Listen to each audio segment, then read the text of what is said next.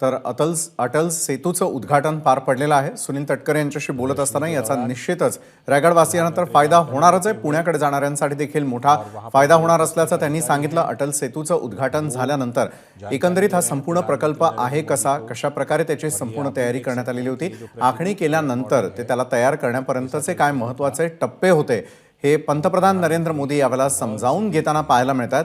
पंतप्रधानांच्या सोबतीला यावेळेला महाराष्ट्राचे मुख्यमंत्री एकनाथ शिंदे, उपमुख्यमंत्री देवेंद्र फडणवीस आणि अजित पवार, त्याचबरोबर चंद्रशेखर बावनकुळे हे सर्व महत्त्वपूर्ण नेते पंतप्रधानांच्या सोबतीला असल्याचं आपल्याला पाहायला मिळत आहे।